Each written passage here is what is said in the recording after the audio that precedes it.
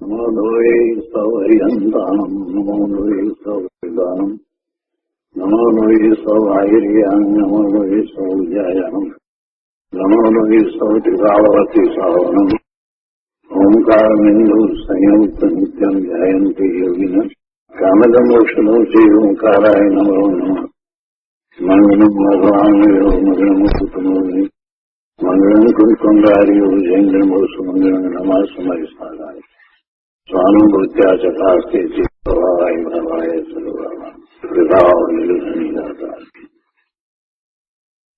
નિયમસાર ભગવાન કુંકુંદાચાર્ય રચિત નિયમસાર તથા મુનિવર પદ્મપ્રબમલધારી દેવ રચિત તાત્પર્ય વૃત્તિ ટીકા એનો સ્વાધ્યાય ચાલે છે.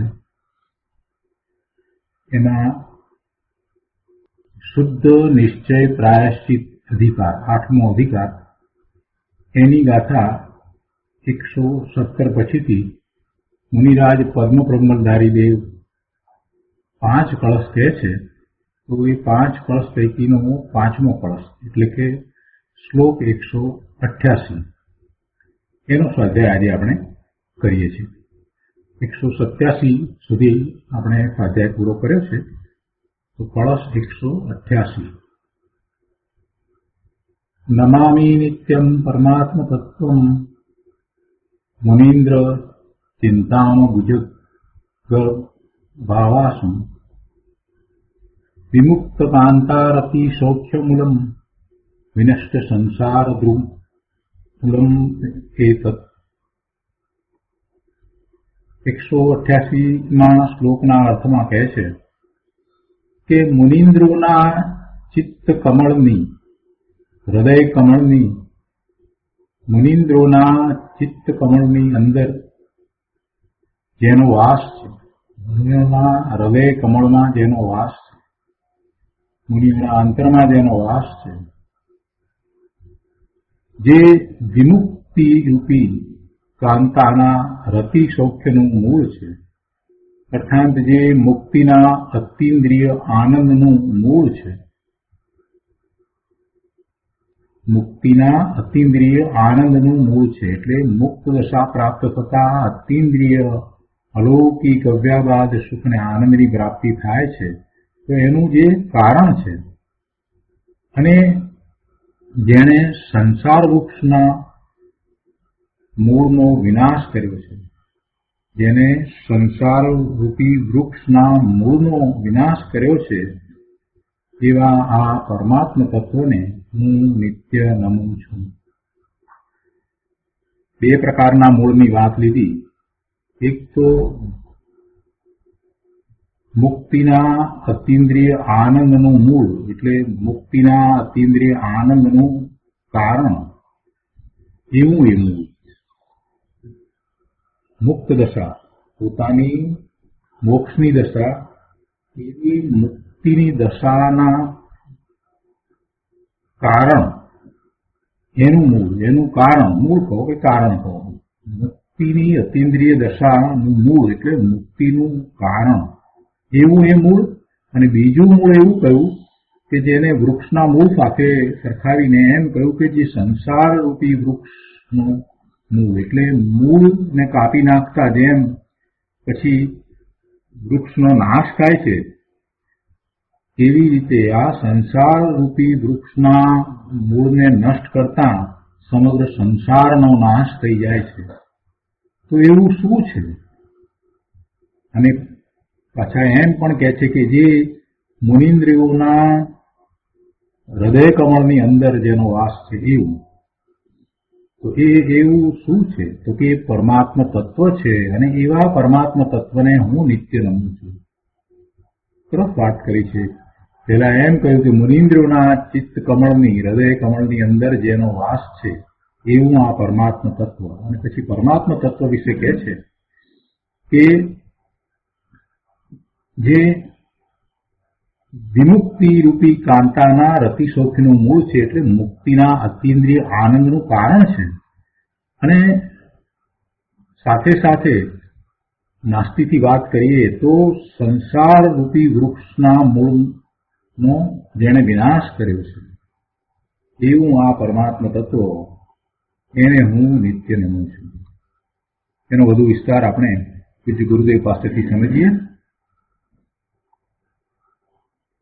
નિયમતાળ પ્રવચન સદગુરુ પ્રવચન પ્રસાદ ભાગ બીજો, પાના નંબર 682, શ્લોક 188, એના શ્લોકાર્થ પછીથી ગુરુદેવ અહીંયા કહે છે. જો ગુરુદેવે પણ બહુ સરસ વાત કરી છે અહીંયા, કેમ કે શ્લોકની અંદર એમ આવ્યું ને કે મુનિન્દ્ર ચિત્તાંબુ જગરભવાશ્રમ, એટલે જ્યાં વાસ છે એમ કરીને વાસ લીધી ને. મુનિન્દ્રના ચિત્ત કમળની અંદર જેનો વાસ છે, એટલે એમાં જે રહે છે, એમાં જે કાયમ રહે એનો વાસ છે એમ કહેવાય. તો એના ઉપરથી ગુરુદેવે બહુ સરસ અહીંયા વાત લીધી છે કે જેમ ચંદનના ઝાડની શીતળતામાં સર્પો લપેટાઈને પડ્યા હોય, એટલે કે સર્પોનો ત્યાં વાસ હોય છે. ચંદનના વૃક્ષો જ્યાં હોય, ચંદન વન હોય, તો ચંદન વનની અંદર આ સર્પો ત્યાં પડ્યા હોય, ત્યાં રહ્યા હોય, એમનો વાસ ત્યાં હોય. એટલે ગુરુદેવ કહે છે કે જેમ ચંદનના ઝાડની શીતળતામાં સર્પો લપેટાઈને પડ્યા હોય, તેમ સંત મુનિવરો પરમ શીતળ ચૈતન્ય ચંદન વૃક્ષમાં લપેટાઈને લીન થયા છે. એમનો વાસ ત્યાં છે. તેમની પરિણતિમાં એક પરમાત્મા તત્વ જ વસી રહ્યું છે. મુનિઓની પરિણતિ એવી છે કે એમાં એકમાત્ર પરમાત્મા તત્વ જ વસી રહ્યું છે. શુભ ભાવમાં છે ત્યારે પણ એમની પરિણતિ તો શુદ્ધ જ છે. નિર્વિકલ્પ દશામાં પોતે પોતાના સ્વરૂપમાં છે ત્યારે તો પરિણતિ શુદ્ધ છે જ, પરંતુ શુભભાવમાં છે ત્યારે પણ પરિણતિ શુદ્ધ છે. કેમ કે દ્રષ્ટિ સ્વરૂપ તરફ રહે છે, પોતે કોણ છે તેનું ભાન જ્ઞાન વર્તે છે. એટલે પોતાને કાંઈ મનુષ્યપણું કે પુરુષપણું કે જે કંઈ નામ આપવામાં આવ્યું છે, નામ કે એ બધું પોતાને કાંઈ છે જ નહીં, એવા પોતે પરમાત્મા સ્વરૂપ છે. આ તો એમને સહજ છે. એટલે તેમની પરિણતિમાં એક પરમાત્મા તત્વ જ વસી રહ્યું છે. તે પરમાત્મા તત્વ સાદી અનંત, જેની અહીંયા આદિ કહી, આદિ સહિત અને અનંતકાળ. આદિ કઈ અપેક્ષાએ કહી કે પરમાત્મા તત્વ શક્તિ અપેક્ષાએ હતું, પણ એવા પરમાત્મા તત્વને હવે એમને પર્યાયમાં પ્રગટ કર્યું છે, એટલે એની આદિ, એટલે આદિ.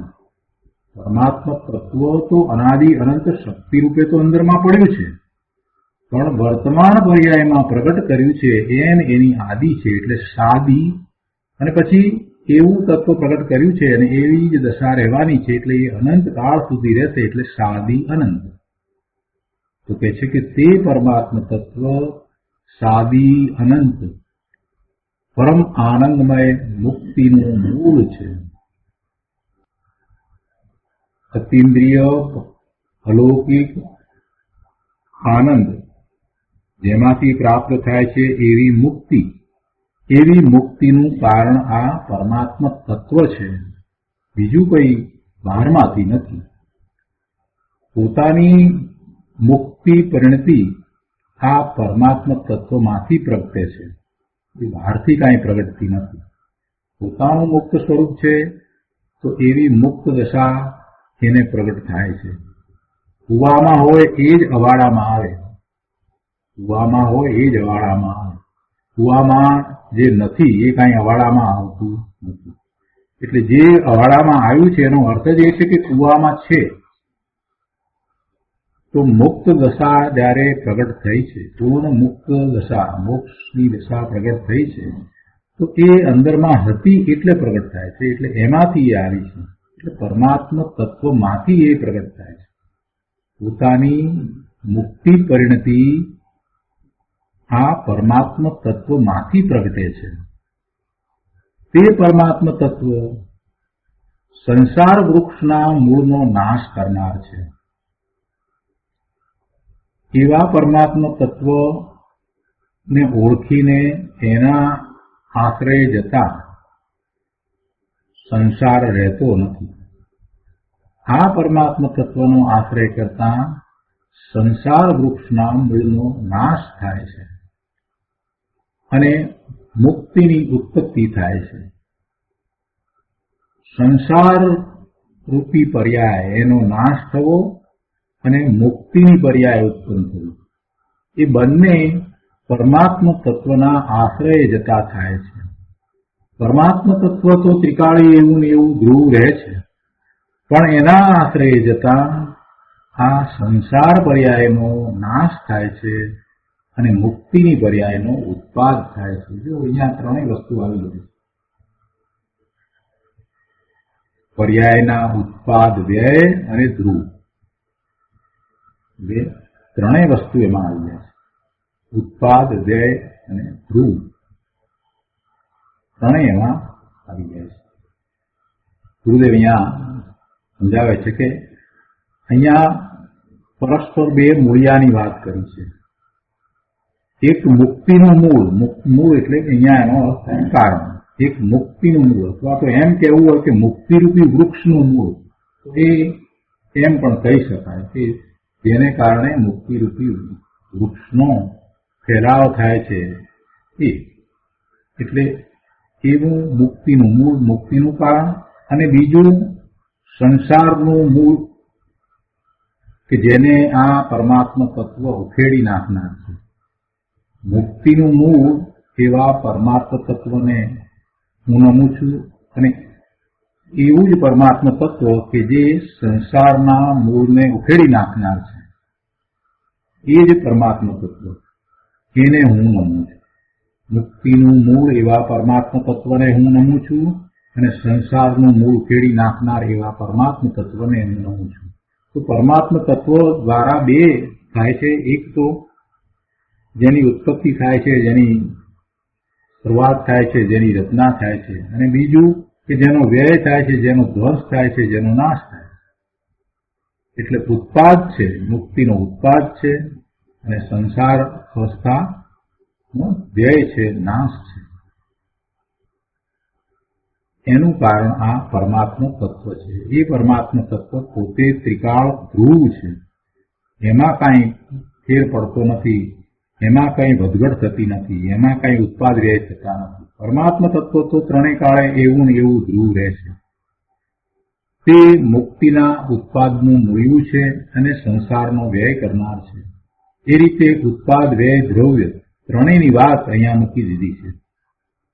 ધ્રુવ પરમાત્મા તત્વનો આશ્રય કરતા સંસાર પર્યાયનો વ્યય અને મોક્ષ પર્યાયનો ઉત્પાદ થાય છે.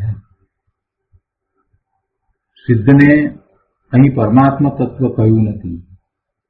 સિદ્ધ તો દશા છે, પર્યાય છે. સિદ્ધ તો દશા છે, પર્યાય છે. એ પરમાત્મા તત્વ નહીં. પરમાત્મા તત્વ તો જે ત્રિકાળ દ્રવ્ય રૂપે પડ્યું છે તે પરમાત્મા તત્વ કે જેનો આશ્રય કરતા મુક્ત દશા થાય છે, સિદ્ધની પણ પર્યાય થાય છે. એટલે સિદ્ધ તે દશા છે. સિદ્ધને અહીં પરમાત્મા તત્વ કહ્યું નથી. તે સિદ્ધ દશા એ પર્યાય છે. એ સિદ્ધ દશા જે પર્યાય પ્રગટ થઈ, તો એનું મૂળ કારણ, એ સિદ્ધ દશા ઉત્પન્ન થવાનું કારણ આ પરમાત્મા તત્વ છે. અને એવા પરમાત્મા તત્વને મુનિરાજ કહે છે કે હું નમું છું. હું નમું છું એટલે એમાં એકાગ્રતા કરું છું. મારી પરિણતિ ને ત્યાં એકાગ્ર કરું છું. તેમાં પરિણતિ, એકાગ્રતા. પરિણતિ કહો કે પોતાની એવી દશા કહો, પોતે એવી એકાગ્રતા કરે છે અને જે પરિણામ થાય છે એક પછી એક, એને પરિણતિ કહ્યું છે. તો પોતાની પરિણતિને એમ કરે છે. પરમાત્મા તત્વ ને નમે છે, તો નમે છે એટલે હાથ જોડીને નમસ્કાર એમ નથી.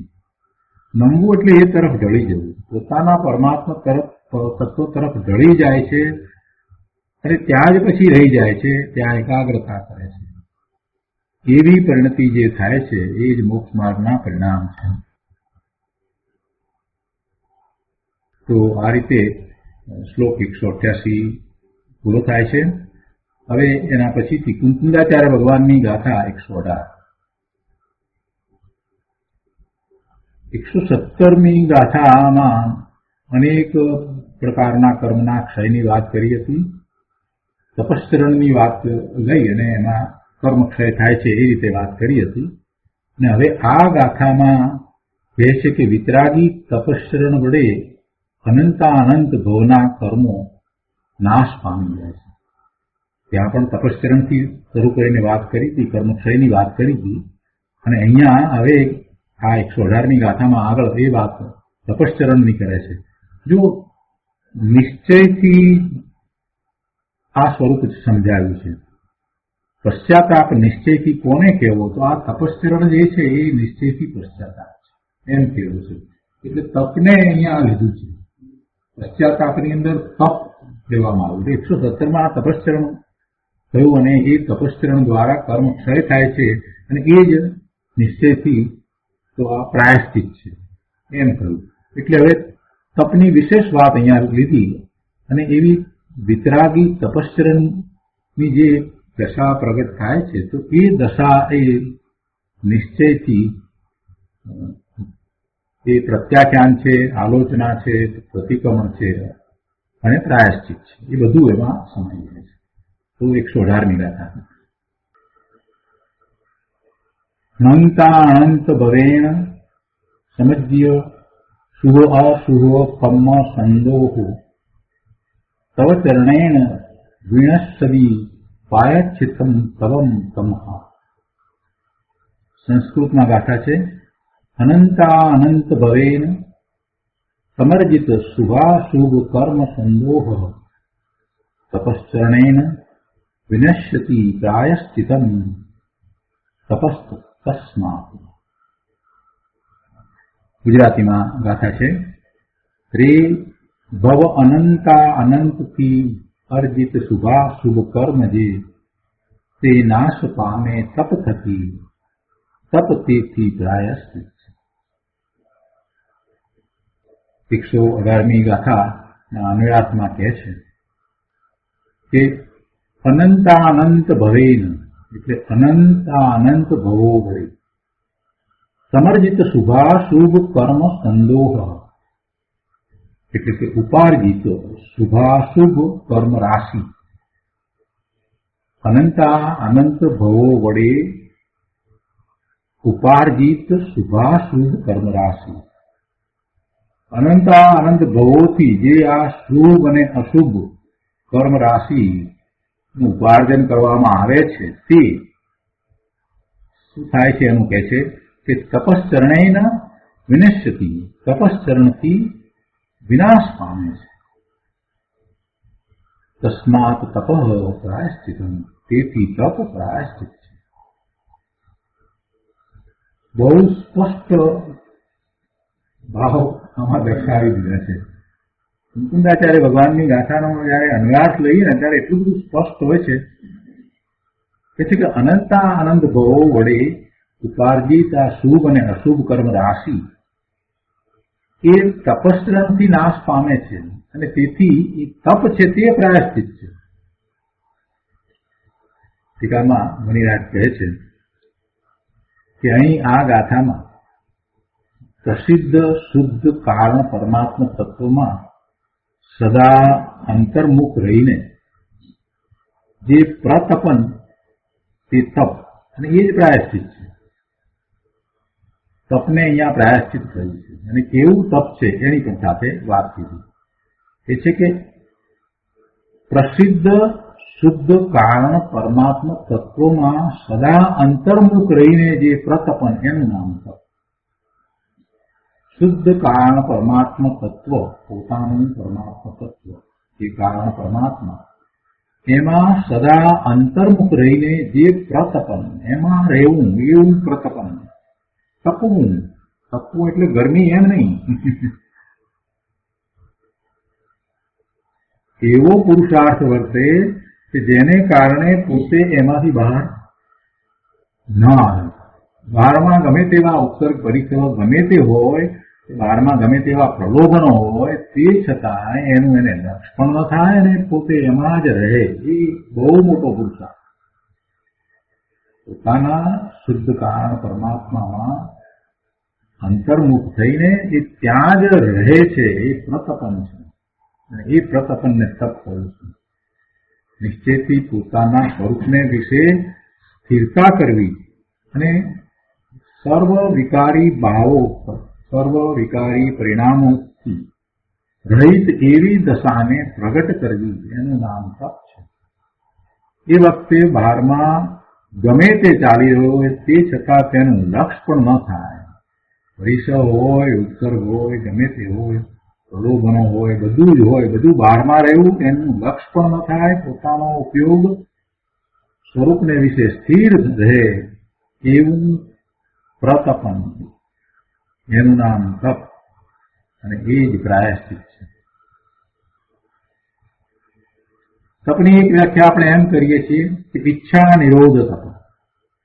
ઈચ્છાનો નિરોધ થવો, ઈચ્છા ઉત્પન્ન જ ન થવી, કોઈ પણ પ્રકારની ઈચ્છા ઉત્પન્ન ન થવી. મને મુક્તિની પ્રાપ્તિ થાય એવી ઈચ્છા પણ જ્યાં ઉત્પન્ન નથી થતી, એવો ઈચ્છાનો નિરોધ. એવા ઈચ્છાના નિરોધ ક્યારે થાય? પોતાના સ્વરૂપને વિશે એકાગ્રતા કરતા કોઈ વિકલ્પ ન હોય, કોઈ ઈચ્છા નથી, કોઈ આકાંક્ષા નથી, માત્ર પોતાના સ્વરૂપને વિશે એકાગ્ર થયા છે, તો એ અભેદપણે એ પર્યાય પોતાને જ્ઞાન, આનંદ, સુખ, શાંતિ રૂપે અનુભવે છે. પોતે પોતાને અનુભવે છે અને અભેદપણે, ભેદ પાડીને નહીં, આ જુદો અને હું અનુભવવા વાળો જુદો એમ નહીં, અને એમ ટકીને રહેવું એવું પ્રતપન, એ તપ છે, એ પ્રાયશ્ચિત છે. અને એવું જયારે તપ હોય ત્યારે પછી બહારમાં ઉપવાસ આવી હોય તો હોય છે. અહીંયા આ ગાથામાં પ્રસિદ્ધ શુદ્ધ કારણ પરમાત્મા તત્વમાં, જો શુદ્ધ કારણ પરમાત્મા તત્વને અહીંયા પ્રસિદ્ધ કહ્યું છે. એ તો પ્રસિદ્ધ છે જ. એ તો કહે છે કે પ્રસિદ્ધ શુદ્ધ કારણ પરમાત્મા તત્વમાં સદા અંતર્મુખ રહીને જે પ્રતપન તે તપ પ્રાયશ્ચિત છે. અર્થાત શુદ્ધ આત્મ સ્વરૂપમાં લીન રહીને પ્રતપવું, પ્રતાપવંત વર્તવું, હારી ન જવું, પ્રતાપવંત વર્તવું, એ તપ છે. અને એ તપ પ્રાયશ્ચિત છે એમ કહ્યું છે. આગળ કહે છે, અનાદિ સંસારથી જ ઉપાર્જિત દ્રવ્ય ભાવાત્મક શુભાશુભ કર્મોનો સમૂહ. દ્રવ્ય અને ભાવ કર્મ રૂપ શુભ અને અશુભ કર્મોનો સમૂહ. ત્યારથી અનાદિ સંસારથી જ જે ઉપાર્જિત છે, અનાદિ સંસારથી જ્યારથી છે ત્યારથી, જીવ જ્યારથી છે ત્યારથી એ સંસાર અવસ્થામાં છે અને ત્યારથી જ એને આવા દ્રવ્ય અને ભાવ કર્મનું ઉપાર્જન થતું આવ્યું છે. એટલે કહે છે કે અનાદિ સંસારથી જ જે ઉપાર્જવામાં આવ્યો છે એવો આ દ્રવ્ય અને ભાવ કર્મ રૂપ શુભાશુભ કર્મનો સમૂહ કે જે 5 પ્રકારના 5 પરાવર્તન રૂપ સંસારનું સંવર્ધન કરવામાં સમર્થ છે. સંસારનું સંવર્ધન એટલે એને વધારવું, સંસારને વધારવામાં આ સમર્થ છે. કોણ સમર્થ છે? આ શુભાશુભ કર્મોનો સમૂહ. દ્રવ્ય અને ભાવાત્મક એટલે દ્રવ્ય કર્મ અને ભાવ કર્મ રૂપે જે શુભાશુભ કર્મોનો સમૂહ છે એ 5 પરાવર્તન રૂપ સંસારનું સંવર્ધન, સંસારને વધારવામાં સમર્થ છે. આ 5 પરાવર્તન રૂપ સંસાર થયો છે. 5 પરાવર્તન રૂપ સંસાર છે. દ્રવ્ય, ક્ષેત્ર, કાળ, ભાવ અને ભવ એવા 5 પરાવર્તન રૂપ સંસાર છે. એનાથી એ બદલાય છે. દ્રવ્ય, ક્ષેત્ર, કાળ, ભાવ અને ભવ એનું બદલવું એને થાય છે. એ સંસાર, એ 5 પરાવર્તન રૂપ સંસાર, એને વધારવામાં આ શુભાશુભ કર્મોનો સમૂહ છે તે સમર્થ છે. તો તે ભાવ શુદ્ધિ લક્ષણ એટલે ભાવ શુદ્ધિ જેનું લક્ષણ છે એવા પરમ તપશ્ચરણથી વિલય પામે છે. શું વિલય પામે છે? કઈ રીતે વિલય પામે છે? વિલય પામે છે શું? તો કે શુભાશુભ કર્મોનો સમૂહ છે તે વિલય પામે છે. અને એ વિલય કઈ રીતે પામે છે? તો કે પરમ તપશ્ચરણથી વિલય પામે છે. પરમ તપશ્ચરણથી વિલય પામે છે. પરમ તપથી વિલય પામે છે. અને પરમ તપ કેવું છે તો કે છે કે એ પરમ તપ એવું છે કે એનું લક્ષણ ભાવ શુદ્ધિ છે. એટલે ભાવ શુદ્ધિ લક્ષણ જેનું છે એવું એ પરમ તપશ્ચરણ છે. અને એવા પરમ તપશ્ચરણથી આ શુભાશુભ કર્મોનો સમૂહ એ વિલય પામે છે. આ શુભાશુભ કર્મોનો સમૂહ કે જે સંસારને વધવાનું કારણ છે, અને એ સંસાર પણ કેવો તો કે 5 પરાવર્તન રૂપ 5 રૂપે એને બદલવું થયા જ કરે છે, એવો એ સંસાર એને વધારવામાં આ શુભાશુભ કર્મોનો સમૂહ છે તે સમર્થ છે. તો એવા શુભાશુભ કર્મોના સમૂહનો વિલય કરનાર પોતાનું પરમાત્માને આશ્રય થયેલું, પોતાના પરમ તત્વના આશ્રય થયેલું પરમ તપશ્ચરણ છે. એટલે ભાવ શુદ્ધિ લક્ષણ સહિત જે પરમ તપશ્ચરણ છે તેનાથી કર્મોનો નાશ થાય છે. તેથી સ્વ આત્મ અનુષ્ઠાન નિષ્ઠ નિજ આત્માના આચરણમાં લીન. સ્વ આત્મા પોતાનો આત્મા એનું અનુષ્ઠાન એમાં નિષ્ઠ, એમાં જ રહ્યો છે, એમાં લીન છે. નિષ્ઠનો અર્થ થાય અહીંયા લીન, એમાં રહ્યો છે. એમાં રહ્યો છે સ્વ આત્મ અનુષ્ઠાન. સ્વ આત્મ અનુષ્ઠાન એટલે શું? સ્વ આત્મા એટલે પોતાનો આત્મા. અને પોતાના આત્માનું અનુષ્ઠાન શું? પોતાના આત્મામાં એકાગ્રતા, એ જ પોતાના આત્માનું અનુષ્ઠાન. અને એમાં જે રહ્યો છે એમાં નિષ્ઠ. સ્વ આત્મ અનુષ્ઠાન નિષ્ઠ એટલે નિજ આત્માના આચરણમાં લીન. પરમ તપશ્ચરણ જ શુદ્ધ નિશ્ચય પ્રાયશ્ચિત છે એમ કહેવામાં આવ્યું છે. શું કહ્યું? કે તેથી નિજ આત્માના આચરણમાં લીન એવું પરમ તપશ્ચરણ એ જ શુદ્ધ નિશ્ચય પ્રાયશ્ચિત છે એમ કહેવામાં આવ્યું છે. તો એનો વધુ વિસ્તાર આપણે પૂજ્ય ગુરુદેવ પાસેથી સમજીએ. મુકુંદાચાર્ય ભગવાનની ગાથાઓમાં એવા ભાવ ભર્યા છે કે રોજ એનો સ્વાધ્યાય કરતા પોતે જે વિચલિત થતો હોય ને, તો પછી ક્રમે એ વિચલિત થવું ઓછું થતું જાય છે, ઘટતું જાય છે. હવે એને સ્વરૂપની દ્રઢતા થઈ જાય છે. રોજ આવી જ ગાથાઓનો સ્વાધ્યાય 1 કલાક 2 કલાક કરે છે તો એને પોતાના સ્વરૂપનું મહાત્મા આવે છે કે અરે મારું સ્વરૂપ આવું છે કે જેના આશ્રય હું આ બધું પ્રગટ કરી શકું, પ્રાપ્ત કરી શકું. ધર્મમાં જે કાંઈ કહ્યું છે એ બધું જ પોતાના સ્વરૂપની દ્રઢતા કરીને એમાં એકાગ્રતા કરતા એને પ્રાપ્ત થઈ જાય છે. આ વાત રોજ આપણને આ નિયમસારના સ્વાધ્યાયમાંથી મળે છે. રોજ આ નિયમસારનો સ્વાધ્યાય આપણે કર્યા કરીએ તો સ્વરૂપનું મહાત્મા આવે, સ્વરૂપના આચરણનું મહાત્મા આવે, સ્વરૂપનિષ્ઠ થવાનું મહાત્મા સમજાય કે આ સ્વરૂપમાં જ એકાગ્રતા કરીએ, ત્યાં જ રહીએ, એવું અંતરમાં પછી થયા કરે છે. મુકુંદાચાર્ય ભગવાનની જે ગાથા છે, અને એમાં પાછા આવા મુનિવર પદ્મપ્રમલધારી દેવ જેવા એની ટીકા લખતા હોય ત્યારે આપણને સમજાય કે ગાથામાં કેવા ભાવો ભરેલા છે.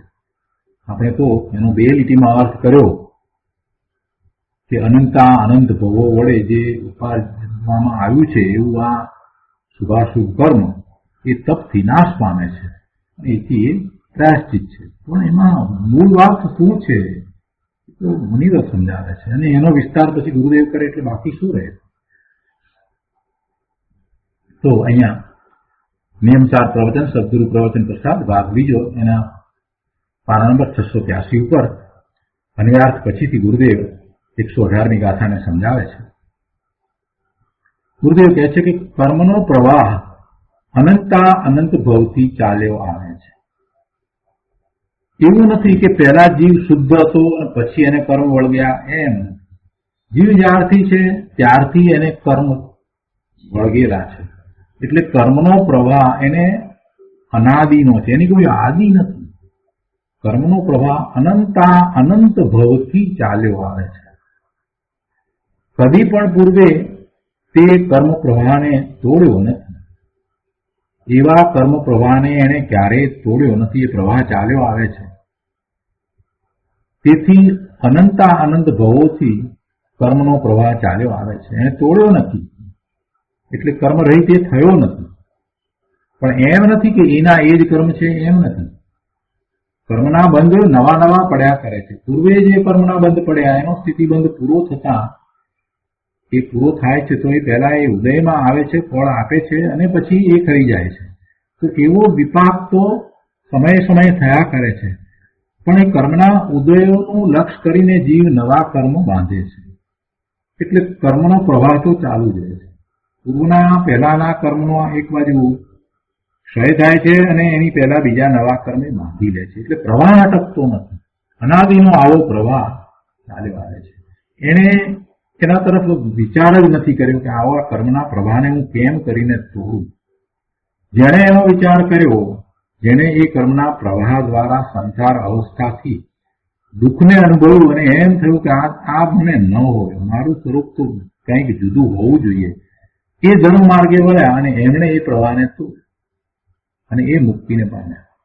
પણ બીજાઓ જેમણે ક્યારેય એનો વિચાર નથી કર્યો અને કદાચ વિચાર કર્યો છે તો એનો સાચો માર્ગ અપનાવ્યો નથી, દિનેશ્વર કથિત માર્ગમાં રુચિ નથી કરી અને પોતાની મતિ કલ્પનાએ એ કર્મને તોડવાનો પ્રયાસ કરી રહ્યા છે, કર્મના પ્રવાહને તોડવાનો પ્રયાસ કરી રહ્યા છે, એ એને પ્રાપ્ત નથી કરી શકતા.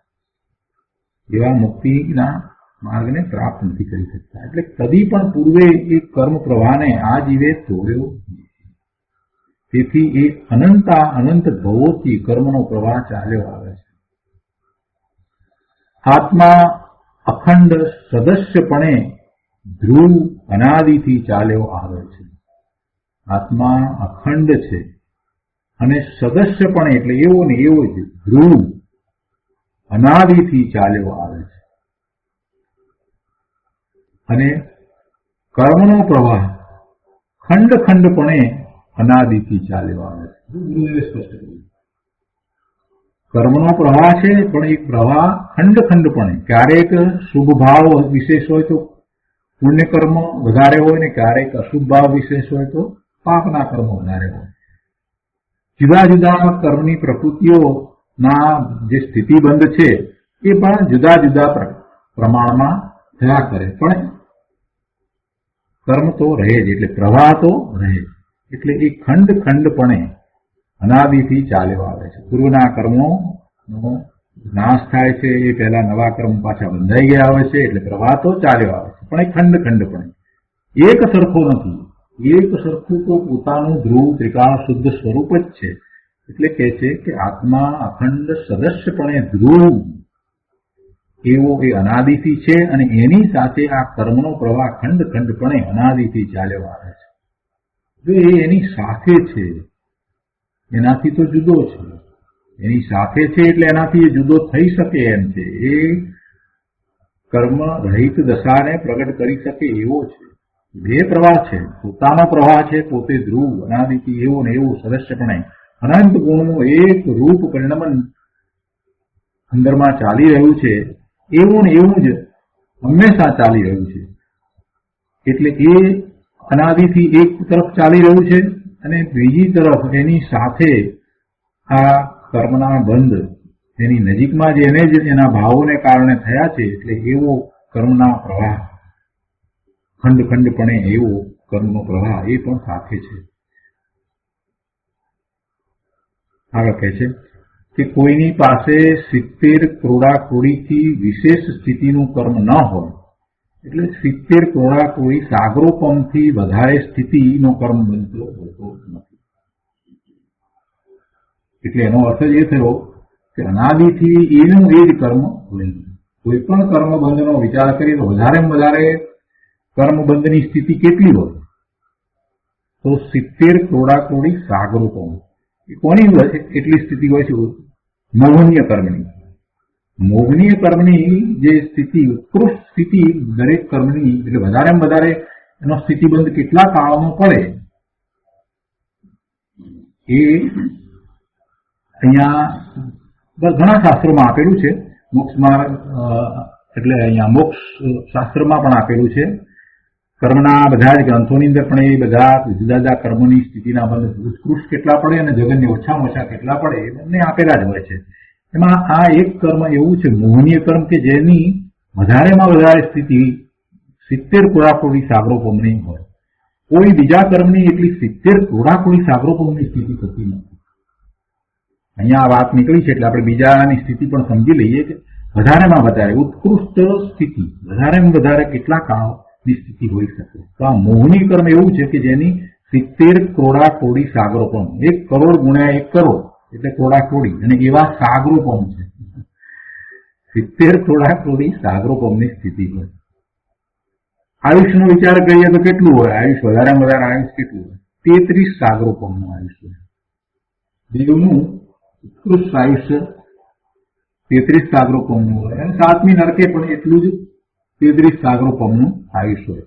પણ આ તો 70 કોડાકોડી સાગરોપમ મોહનીય કર્મની સ્થિતિ હોય, એ સૌથી વધારે સ્થિતિ હોય છે. નામ કર્મ અને ગોત્ર કર્મની ઉત્કૃષ્ટ સ્થિતિ કેટલી હોય? નામ અને ગોત્ર કર્મની 20 કોડાકોડી સાગરોપમની હોય. એની 20 કોડાકોડી સાગરોપમની હોય. અને આયુ કર્મની ઉત્કૃષ્ટ સ્થિતિ તો કેટલી કઈ? 33 સાગરોપમ. અહીંયા તો પેલા તો કોડાકોડી સાગરોપમ લીધા છે. 70 કોડાકોડી સાગરોપમની સ્થિતિ મોહનીય કર્મની લીધી છે. અને નામ અને ગોત્રની 20 કોડાકોડી સાગરોપમની છે. આયુની 33 સાગરોપમની હોય વધારેમાં વધારે. તો આ તો એટલી સ્થિતિ કહી છે, એટલે એટલી સ્થિતિ પૂરી થતા શું થાય? એ કર્મ તો ખરી જાય, આપોઆપ જ ખરી જવાનું છે, એમાં કંઈ કરવાનું હોતું જ નથી. પણ એ દરમિયાનમાં એના ઉદય જે ચાલે એ દરમિયાનમાં જીવ પાછો કેટલા બધા કર્મ બાંધી દે છે. એટલે કર્મનો પ્રવાહ તો ચાલ્યા જ કરે છે. ખંડ ખંડ પ્રવાહ છે. એનું એ જ કર્મ નથી ચાલતું, નવા નવા પાછો બાંધ્યા કરે. જૂના ખરે અને નવા બંધાય. એટલે ખંડ ખંડ એવો પ્રવાહ અહીંયા એ રીતે સમજાવ્યું છે ગુરુદેવે. એટલા માટે એની વાત લીધી છે કે કોઈની પાસે 70 કોડાકોડી સાગરોપમથી વિશેષ સ્થિતિનું કર્મ ન હોય, પણ અહીં તો પ્રવાહપણે કર્મ સાથેનો સંબંધ અનાદિથી ચાલ્યો આવે છે. જીવને એનો સંબંધ અનાદિથી છે તેની વાત છે. વિકાર અને નિમિત્તનો સંબંધ સર્વથા તોડી નાખ્યો હોય તો મુક્તિ દશા થયા વિના રહે નહીં. વિકાર અને નિમિત્તનો સંબંધ એટલે નિમિત્ત શું છે? આ કર્મના ઉદયો છે તે નિમિત્ત છે, અને એના લક્ષ્ય થતા એ વિકારી ભાવ એ એના પોતાના છે. તો કે છે કે વિકાર અને નિમિત્તનો સંબંધ સર્વથા તોડી નાખ્યો હોય તો મુક્તિ દશા થયા વિના રહે નહીં. હવે કર્મની સાથે જોડાય એવો એ વિકાર થાય છે તો એ સંબંધ છે, એ નિમિત્ત નૈમિતિક સંબંધ છે. ખરેખર તો એ પોતે એવા વિકારી ભાવે થાય છે, અને વિકારી ભાવે થાય છે તો નવા કર્મ બંધાય છે. એટલે પ્રવાહ ચાલુ રહે છે. તો હવે એ તોડવો હોય એ પ્રવાહને તો શું કરવું પડે એ આમાંથી સમજાઈ જાય છે કે એને કર્મના ઉદયોનું નિમિત્ત પામીને જે વિકાર થાય છે એને રોકવો રહ્યો. એટલે કે એને કર્મના ઉદયોનું લક્ષ્ય છોડવું જ રહ્યું. કર્મના ઉદયો એ કર્મમાં રહ્યા, એ મને કાંઈ કરતા નથી અને હું તો ભગવાન આત્મા જ્ઞાતા દ્રષ્ટા છું એવું ચિંતવન કરવું પડે. અને એને ચિંતવન કરી અને એ કર્મના ઉદયો સાથે જોડાય નહીં તો નવા કર્મ બંધાય નહીં, અને એ મુક્તિની દશાને પ્રાપ્ત કરે. આગળ કહે છે, પોતાના શુદ્ધ કારણ તત્વમાં લીન થઈને જે ઉગ્ર જ્ઞાન પ્રકાશ્યું તેનું નામ તપ છે. પોતાના શુદ્ધ કારણ તત્વમાં લીન થઈને જે ઉગ્ર જ્ઞાન પ્રકાશ્યું તેનું નામ તપ છે. અહીંયા પોતાના સ્વરૂપમાં એકાગ્રતા થઈ છે અને એવો ઉગ્ર પુરુષાર્થ વર્તે છે, તો એમાં અહીંયા જ્ઞાનની મુખ્યતાથી વાત ગુરુદેવે થઈ. એમાં પોતે તો જ્ઞાન કરે છે, પોતાના જ્ઞાન, આનંદ, સુખ, શાંતિ, નિર્મળતા, સ્વચ્છતા સ્વરૂપ ભગવાન આત્માનું જ્ઞાન કરે છે, એની પરિણતિનું જ્ઞાન કરે છે. અંદરમાં જે પરિણમન ચાલી રહ્યું છે એને એ અનુભવે છે તો એ જ્ઞાન કરે છે, અને એ તપ છે. પોતાના સ્વરૂપમાં એકાગ્ર થયો તો તપ થયું, અને તપ થયું તે શું કરે છે? એમાં તપમાં એ તો આનંદમાં રહે છે. પોતાના જ્ઞાન, આનંદ, સ્વભાવી ભગવાન આત્માને એ અનુભવે છે. એટલે એના વર્તમાન જ્ઞાનની પર્યાયમાં તો એને આનંદનો અનુભવ છે અને એ તપ છે. અને તે તપ વડે અનંત ભવના કર્મોનો ક્ષય થઈ જાય છે. અનંત ભવના કર્મોનો ક્ષય આ તપ વડે થઈ જાય છે. શુદ્ધ ચૈતન્યના અવલંબને જ પ્રાયશ્ચિત, પ્રતિક્રમણ, આલોચના, તપ, કાયોત્સર્ગ, સામાયિક વગેરે બધી ક્રિયાઓ છે. તે વાત આ નિયમસારમાં વર્ણવી છે. કોઈ વ્યવહાર ક્રિયાઓના શુભ રાગને મોક્ષનું કારણ કહેતા હોય તો તે બરાબર નથી, એ યથાર્થ નથી. પણ શુદ્ધ ચૈતન્યના અવલંબને જે મોક્ષનું કારણ એવા આ પ્રાયશ્ચિત, પ્રતિક્રમણ, આલોચના, તપ, કાયોત્સર્ગ, સામાયિક એ બધા છે. એટલે એ બધા નિશ્ચયથી લેવા અને એનું વર્ણન આ નિયમસારમાં થયું છે. પણ ક્યાંય એમ નથી કહ્યું કે શુભ ભાવથી મોક્ષ થાય, એમ ક્યાંય કહ્યું નથી. છતાંય જો કોઈ એમ માનતા હોય કે આ વ્યવહાર ક્રિયાઓ અને શુભ ભાવ જે છે તે મોક્ષનું કારણ છે તો એ વાત બરાબર નથી, એ યથાર્થ નથી. ચૈતન્ય સ્વભાવમાં એકાગ્રતા વડે જે વિતરાગી પરિણતિ પ્રગટે તે જ બધી ધર્મ ક્રિયા છે અને તે જ મુક્તિનું કારણ છે. એ સિવાય બીજી કોઈ ધર્મ ક્રિયા. આ વાત પછીથી હવે ગુરુદેવ મુનિરાજે જે ટીકા કરી છે એ ટીકાનો વિસ્તાર કરે છે. ગુરુદેવ અહીંયા કહે છે કે અહીં આ ગાથામાં પ્રસિદ્ધ શુદ્ધ કારણ પરમાત્મા તત્વમાં સદા અંતર્મુખ રહીને જે પ્રતપન તે તપ પ્રાયશ્ચિત છે. અર્થાત શુદ્ધ આત્મ સ્વરૂપમાં લીન રહીને પ્રતપવું, પ્રતાપવંત વર્તવું તે તપ છે અને તે તપ પ્રાયશ્ચિત છે, એમ કંઈ કહ્યું છે. તો એનો વિસ્તાર કરતા ગુરુદેવ કહે છે કહો આ શુદ્ધ આત્મ તત્વ પ્રસિદ્ધ છે. પ્રસિદ્ધ કહ્યું ને, પ્રસિદ્ધ શુદ્ધ કારણ પરમાત્મા તત્વ. આ શુદ્ધ આત્મ તત્વ પ્રસિદ્ધ છે. અનંત કેવળી ભગવંતોએ તેના જ ગાણા ગાયા છે એટલે પ્રસિદ્ધ છે. એ કઈ નવી વસ્તુ છે, નવી ચીજ છે, નવી વાત છે એમ નથી. બિચારા તેમને અભ્યાસ નથી એવા ભોળા જીવો ને આ નવું લાગે, પણ કઈ આ નવું નથી. અનંત સિદ્ધો થયા છે તો એ અનંત સિદ્ધોએ એવા પોતાના કારણ પરમાત્માને જાણી અને એમાં એકાગ્રતા કરી છે. એટલે આ શુદ્ધ આત્મતત્વ પરમાત્મા તત્વ એ પ્રસિદ્ધ છે. એ કઈ નવીન કોઈએ કહ્યું છે એમ નથી. આ શાસ્ત્રો દ્વારા એની વાત આવી છે એમ નહીં, તો પ્રસિદ્ધ છે. અનંત કેવળી ભગવંતોએ એવા શુદ્ધ આત્મતત્વના જ ગાણા ગાયા છે. આગળ કહે છે કે સમ્યક દ્રષ્ટિ સંતો મુનિવરો પણ તેનો જ મહિમા કરે છે, એના જ ગાણા ગાય છે. સમ્યક દ્રષ્ટિ પણ જે સિદ્ધ થઈ ગયા એની તો વાત બરાબર છે. એમણે તો એ પુરવાર કરી બતાવ્યું છે કે એના જ આશ્રય, પોતાના શુદ્ધ પરમાત્મા તત્વના આશ્રય જ મુક્તિ કમાય છે. પણ જેમને હજી મુક્તિ નથી થઈ એવા સમ્યક દ્રષ્ટિ સંતો મુનિવરો પણ એનો જ મહિમા ગાય છે. તો એવું આ પ્રસિદ્ધ ત્રિકાળી કારણ પરમાત્મા દ્રવ્ય, એવું કારણ પરમાત્મા તત્વ, એમાં સદા અંતર્મુખ થઈને જે પ્રતપન છે તે જ તપ છે, એ જ પ્રાયશ્ચિત છે. પેલા અગાઉ પણ એ વાત આવી કે બંધમાં કે મોક્ષમાં સમસ્ત કર્મજાળ શુદ્ધ જીવના રૂપથી ભિન્ન છે. બંધમાં એટલે કે જ્યારે કર્મ બંધ છે ને એવી સંસાર અવસ્થા છે ત્યારે, અને મોક્ષમાં મુક્ત અવસ્થા છે ત્યારે, એ ગમે તે અવસ્થા હોય પણ એ વખતે આ જે કર્મરૂપી જાળ એ શુદ્ધ પરમાત્માથી, શુદ્ધ જીવથી એ જુદી છે. શું કહ્યું છે? બંધમાં કે મોક્ષમાં સમસ્ત કર્મજાળ શુદ્ધ જીવના રૂપથી જુદી છે, ભિન્ન છે. અને આ વાત જગ પ્રસિદ્ધ સત્ય છે. એ હવે તું જાણ. તો એ રીતે વાત પહેલા અગાઉ આવી ગઈ છે. અને એ પણ વાત પહેલા આવી ગઈ છે કે શાશ્વત મહા આનંદાનંદ જગતમાં પ્રસિદ્ધ છે. શાશ્વત કાયમ રહેતો મહા આનંદાનંદ જગતમાં પ્રસિદ્ધ છે. એટલે એ બે વાત દ્વારા એ વાતનો નિર્ણય થઈ જાય છે કે કારણ પરમાત્મા દ્રવ્ય જે આનંદ સ્વરૂપ છે, એ શુદ્ધ જીવનું સ્વરૂપ છે, એ જગતમાં પ્રસિદ્ધ છે. આ જગમાં પ્રસિદ્ધ જે છે ને, પ્રસિદ્ધ ત્રિકાળી કારણ પરમાત્મા દ્રવ્ય એ છે ને, એમાં પ્રસિદ્ધ છે. તો એના સમર્થનમાં આ બે વાત ગુરુદેવે આપણને સમજાવી. અહીંયા કહે છે કે શુદ્ધ કારણ પરમાત્મા તત્વ પ્રસિદ્ધ છે. ત્રિકાળ સિદ્ધ એવું પરમાત્મા તત્વ પ્રસિદ્ધ છે. એવા શુદ્ધ કારણ પરમાત્મા તત્વમાં અંતર્મુખ થતા જે વિતરાગી પરિણતિ પ્રગટે છે તે જ તપ અને પ્રાયશ્ચિત છે.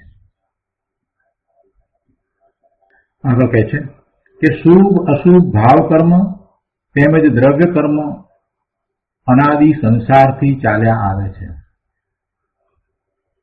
મૂળ ટીકાની અંદર મુનિવરે એમ કહ્યું ને કે દ્રવ્ય ભાવાત્મક શુભાશુભ કર્મોનો સમૂહ, એમ કહ્યું ને, તો એની વાત હવે ગુરુદેવ સમજાવી રહ્યા છે.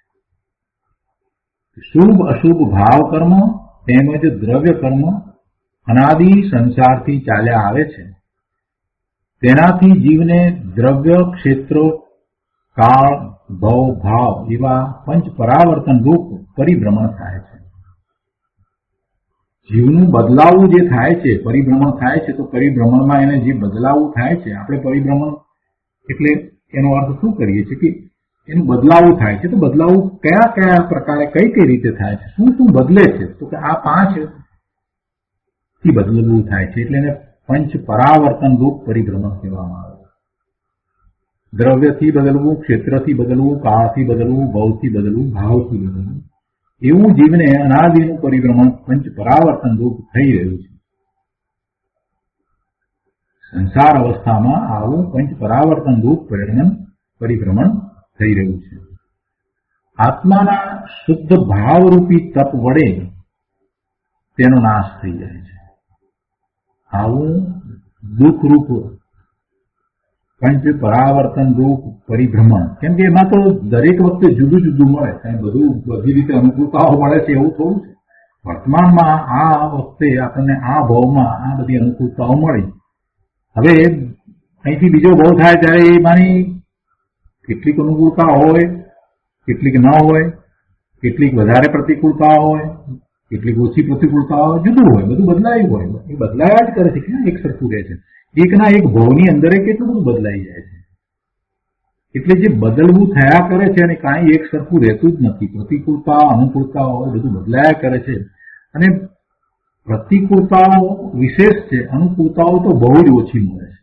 એટલે એ બધું દુઃખરૂપ છે. અને એ પ્રતિકૂળતાઓને લીધે એ દુઃખી થાય છે અને પાછો આર્થ ધ્યાન વગેરે કરીને, દ્વેષ ભાવ કરીને એ નવા કર્મ પણ બાંધે છે. એટલે એમાંથી બહાર જ નીકળતો નથી, એમાંથી બહાર નીકળતો નથી. તો એવા સંસારનો નાશ કરવામાં જો કાંઈ પણ કારણ હોય તો પોતાનું પરમાત્મા તત્વ છે. એ વાત અહીંયા થયેલી છે કે એવો આત્મા, પોતે ભગવાન આત્મા, એ પોતાના આત્માના શુદ્ધ ભાવરૂપી તપ વડે આ સંસાર અવસ્થાનો નાશ કરે છે. તેથી આત્માના સ્વભાવમાં એકાગ્રતા કરવા રૂપ જે તપ છે તે જ નિશ્ચયથી પ્રાયશ્ચિત છે. શુભ રાગ તે ખરેખર તપ નથી. બહુ સ્પષ્ટ કર્યું છે અહીંયા ફરીથી પણ. શુભ રાગ, પૂજા, ભક્તિ, વિનયનો ભાવ જે છે એ શુભ ભાવ છે. એ કાંઈ ખરેખર તપ નથી. પણ જેને નિશ્ચય તપ હોય છે એને એવા શુભ ભાવ હોય છે તો હોય છે.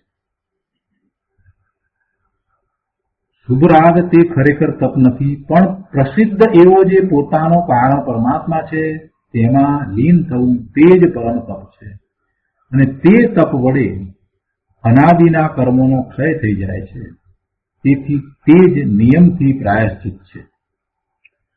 એક તરફ અનાદિના કર્મનો પ્રવાહ પડ્યો છે અને બીજી તરફ આવો પ્રસિદ્ધ પોતે ભગવાન આત્મા કારણ પરમાત્મા શુદ્ધ સદસ્યપણે અનાદિનો અનંત છે.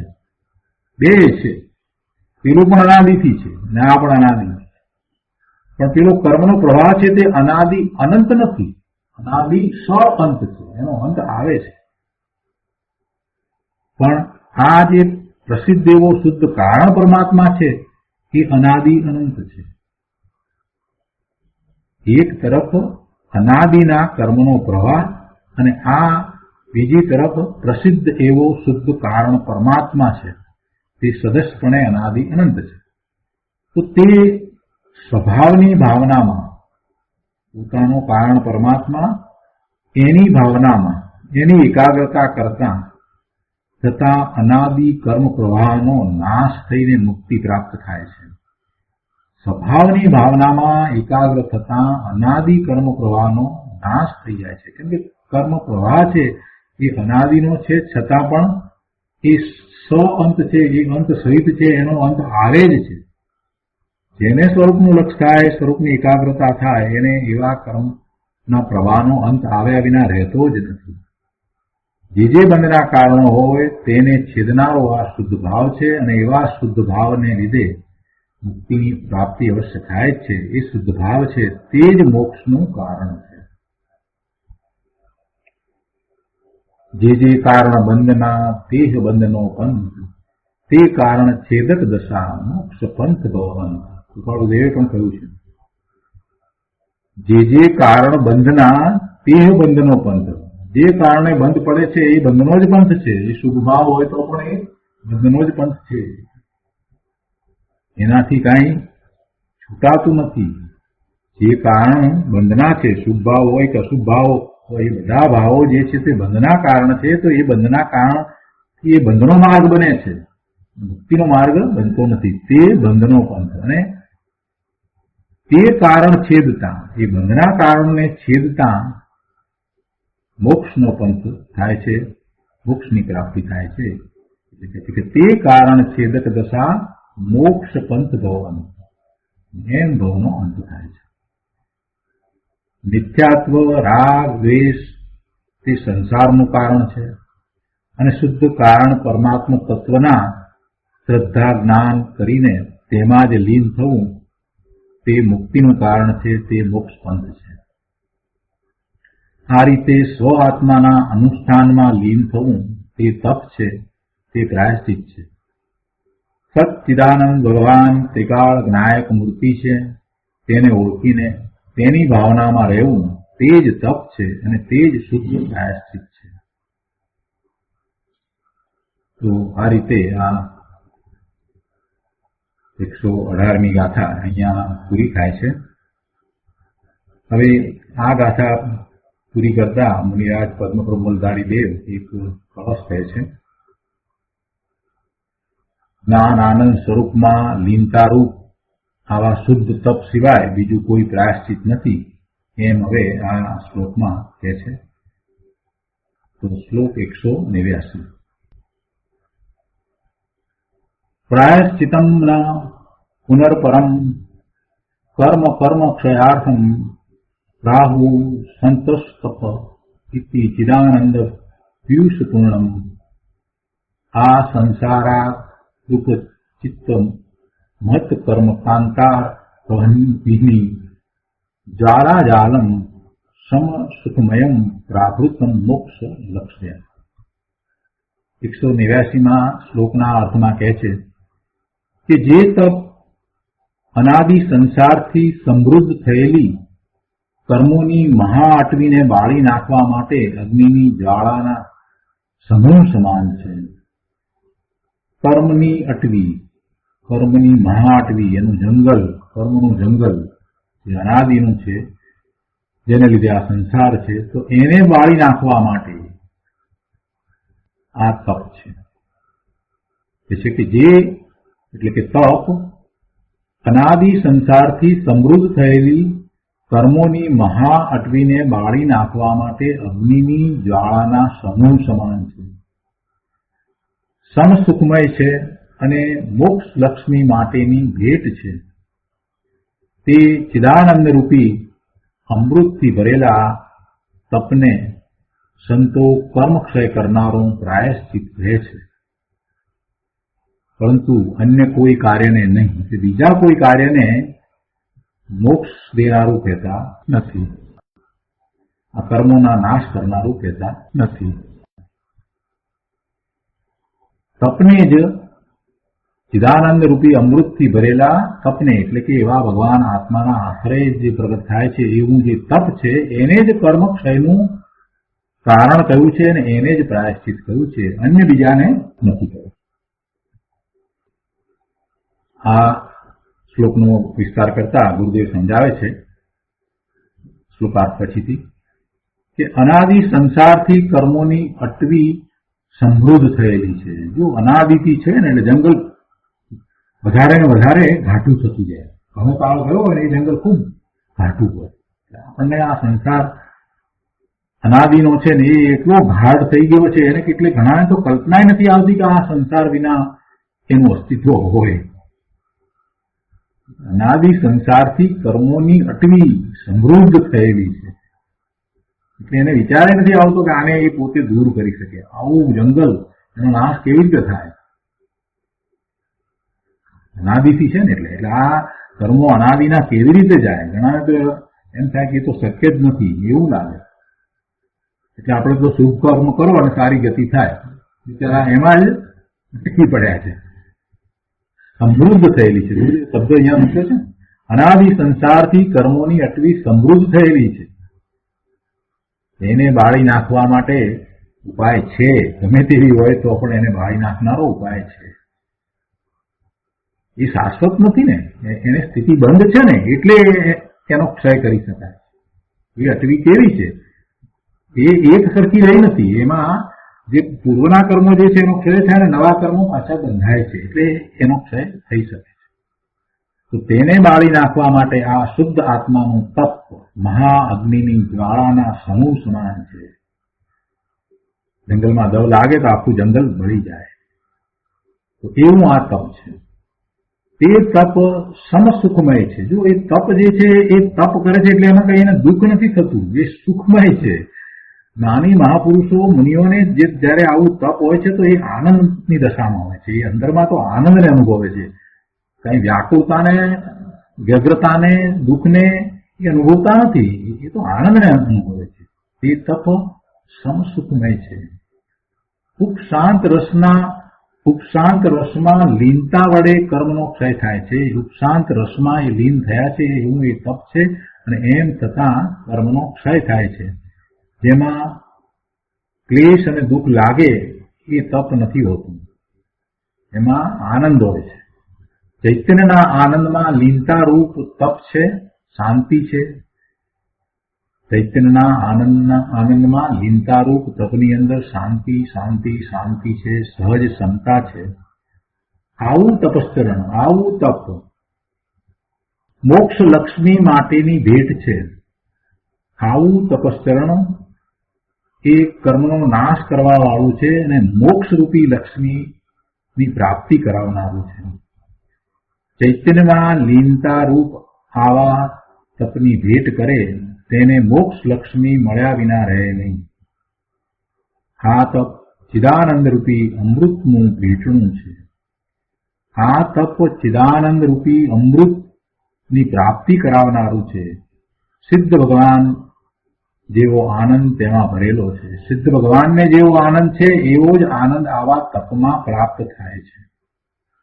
મુનિપણામાં તો અંતરમાં ચિદાનંદ રૂપી અમૃત ઝરે છે. આખો અમૃતનો ડુંગરો છે, તેમાંથી ચિદાનંદ અમૃતનો અનુભવ કરે છે. તેને તપ કહેવાય છે. આવા તપને સંતો કર્મક્ષયનું કરનારું પ્રાયશ્ચિત કહે છે. આ તપ કર્મનો ક્ષય કરનારું છે, માટે સંતો તેને કર્મક્ષય કરનારું પ્રાયશ્ચિત કહે છે. આ સિવાય બીજા કોઈ કર્મને એટલે કે બીજા કોઈ કાર્યને સંતો પ્રાયશ્ચિત કહેતા નથી. આનંદ કુંડ ચૈતન્યમાં લીનતા સિવાય બીજા કોઈ કાર્યને સંતો પ્રાયશ્ચિત કહેતા નથી. એટલે કે 12મા બાહ્ય વ્રત તપ આદિ જે છે એને સંતો નિશ્ચયથી પ્રાયશ્ચિત કહેતા નથી. દાખલા તરીકે આહાર છોડવો કે સાદો આહાર કરવો કે એક વખત ખાવું કે આ બધું જે છે એવું બાહ્ય તપ, બાહ્ય આચરણ જો સ્વરૂપ આચરણ નથી તો પછી એ શુભબંધથી વિશેષ કાંઈ નથી, એટલે એને તપ કહેતા નથી.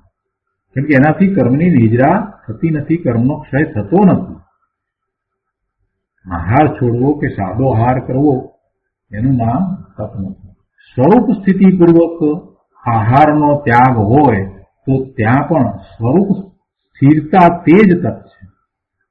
પોતાના સ્વરૂપને વિશે સ્થિરતા કરી છે અને સાથે ઉપવાસ થયો છે, તો એમાં જે બહારમાં ઉપવાસ થયો છે એ નહીં, પરંતુ સ્વરૂપમાં સ્થિરતા છે તે વિતરાગી ભાવ છે ને એ તપ છે.